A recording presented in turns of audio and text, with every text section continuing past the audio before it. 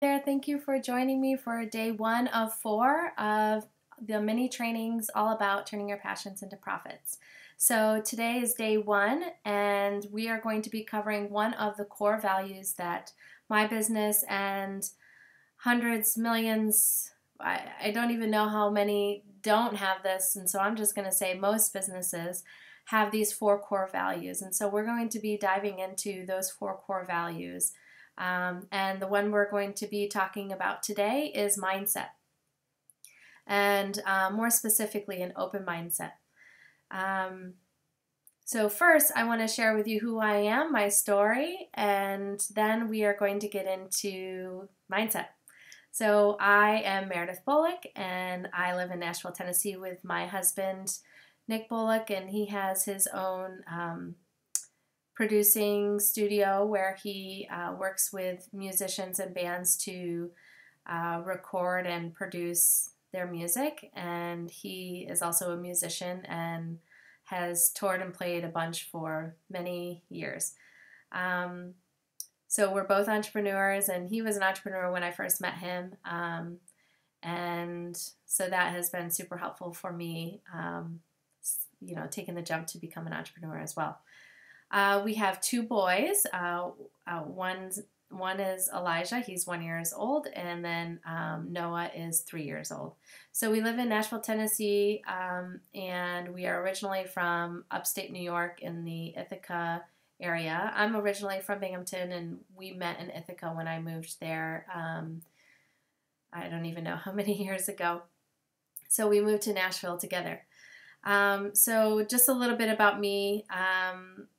I'm going to try and make this story really short, but I also want to include some little things just to kind of give you a background of who I am and perhaps of why I am the way I am. So I, as a small girl, was very positive, happy, and easy.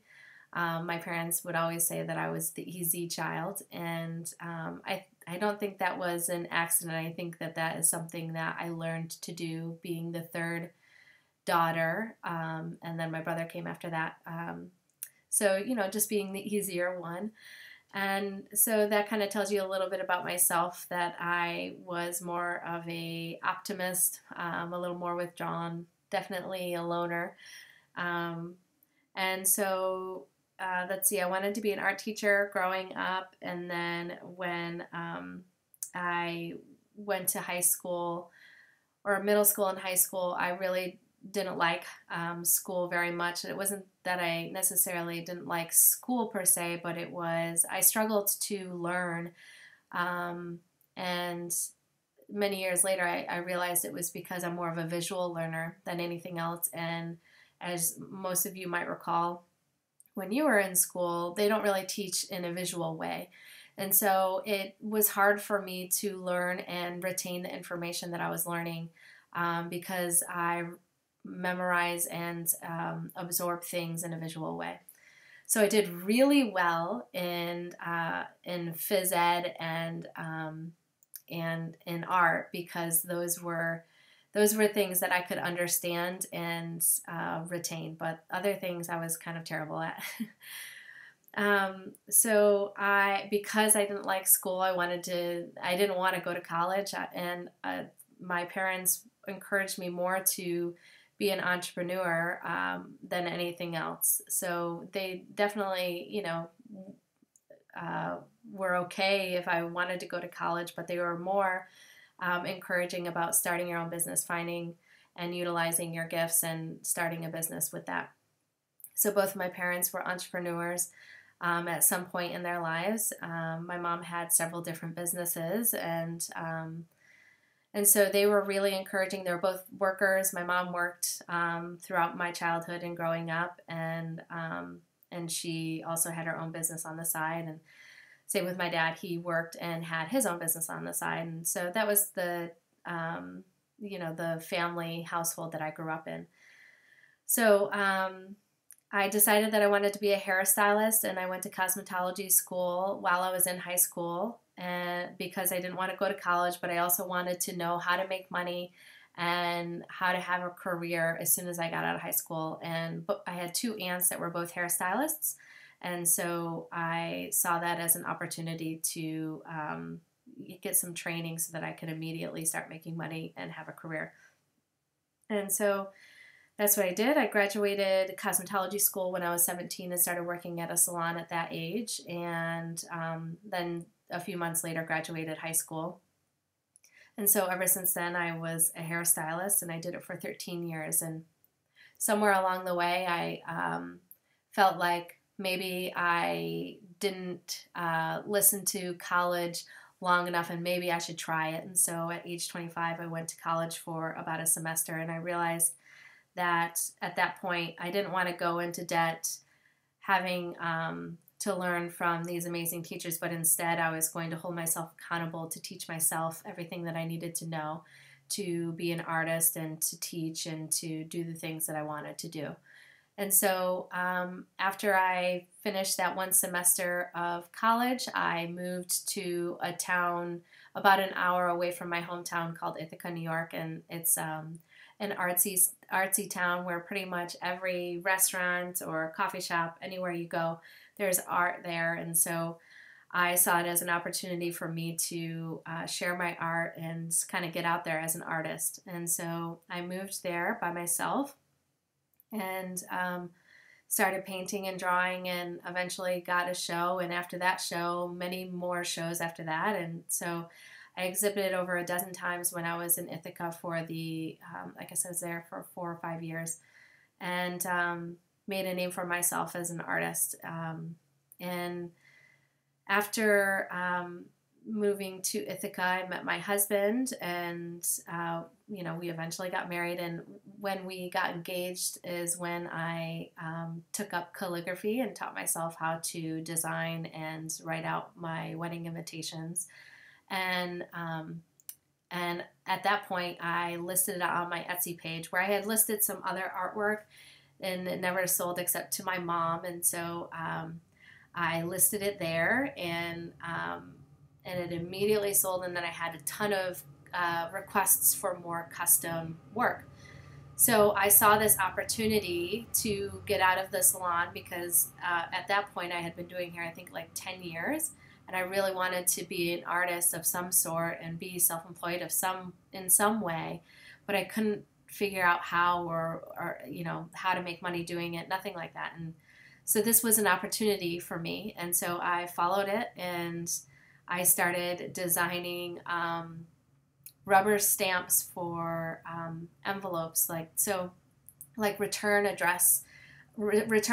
So like if your name or the family's name, your return address, I would design that, order rubber stamps with that design, and then ship it to my client. And so I sometimes I would have 30 to 40 orders a week.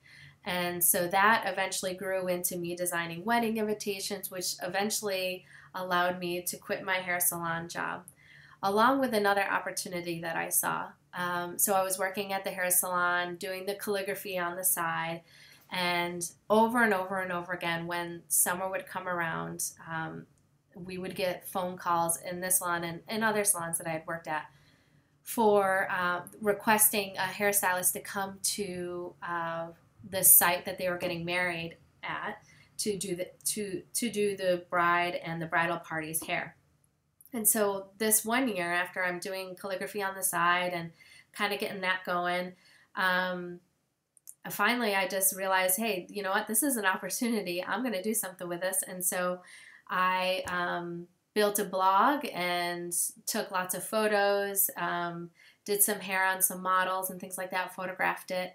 And I established a business called The Bride's Hairstylist. And what I did was offered on-site hairstyling for weddings.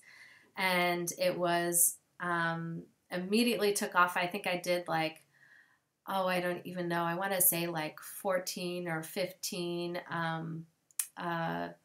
weddings that summer that I had started the business. And then the next 2 summers, like a ton more. And so that year, the year that I was getting married, I had 2 side businesses. So the hairstyling business that I would go to weddings, I would do on the weekends. During the week, I would work at the salon, and then in the mornings and at nights, when I wasn't working at the salon, I was doing calligraphy design. And so I was literally working day and night every moment that I woke up. And this was before kids. This was before I had a ton of other things going on.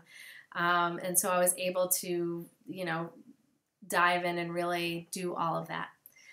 And so eventually, like less than a year later, I was able to quit my hair salon job and focus on these two businesses. And soon, like maybe like 6 months, 8 months later, I eventually dissolved the hairstyling business that I would go to weddings, and I just focused on calligraphy and wedding design.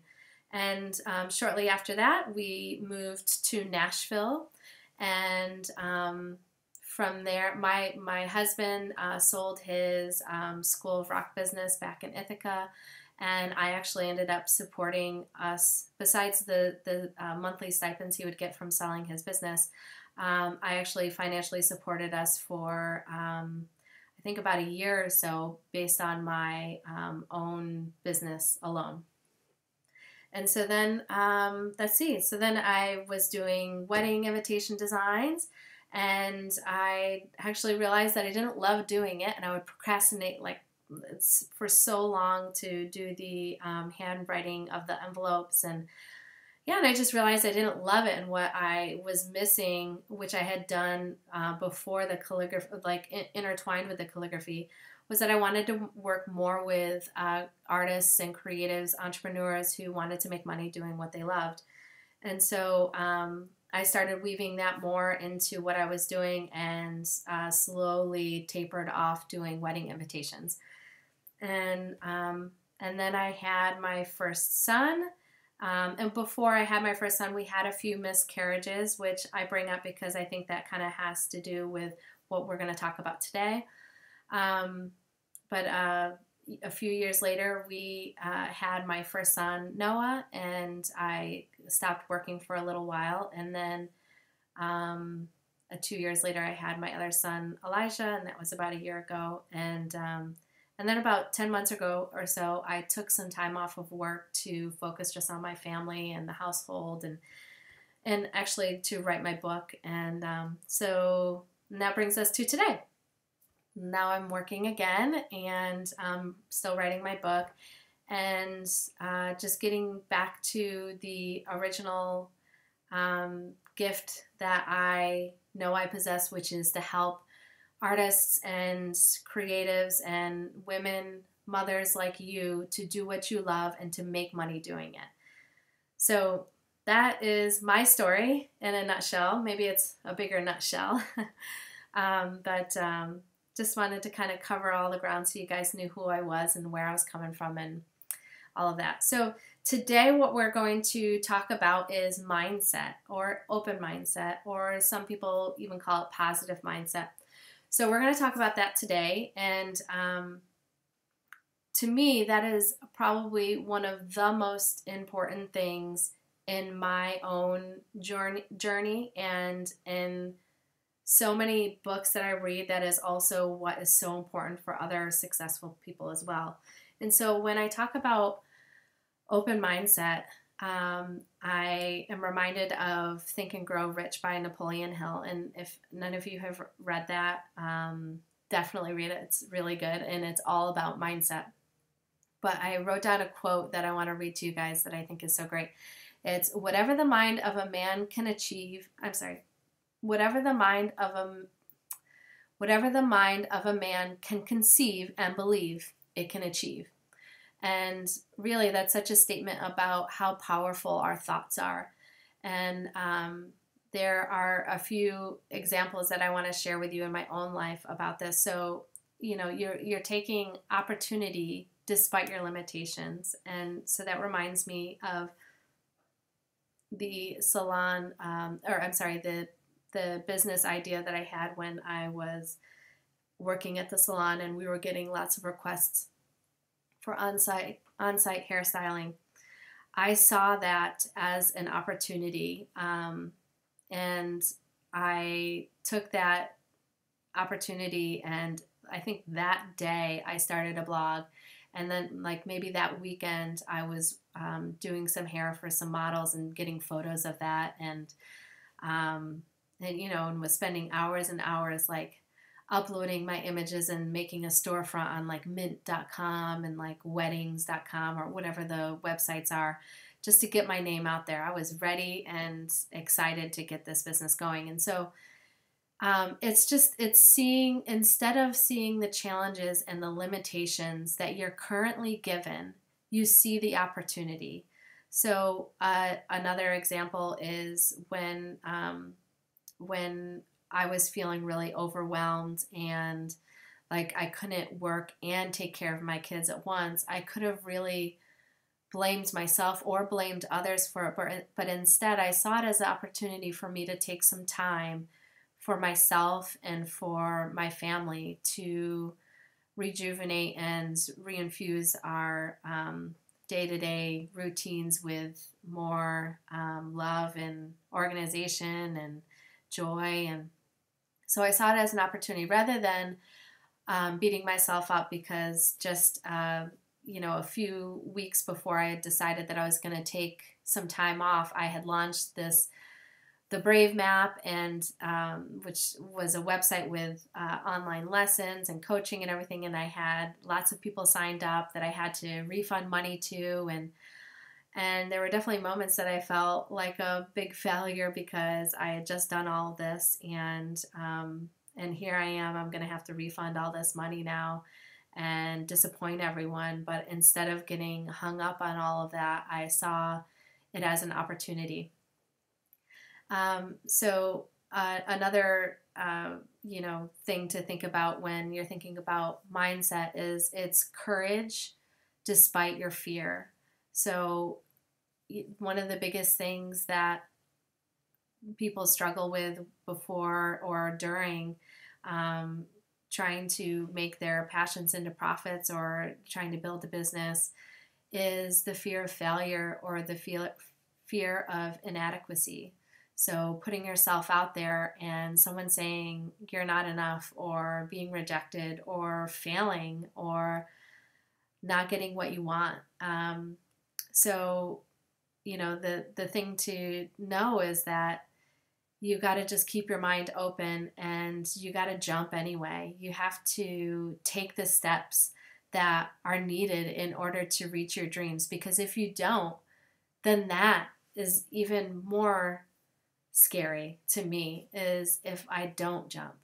So, just keep that kind of mindset is what I'm talking about. That kind of mindset is what brings success in my life and in my business and in my art. Everything I do, even as a mom, as a wife, as a friend, is to be more courageous than I am scared.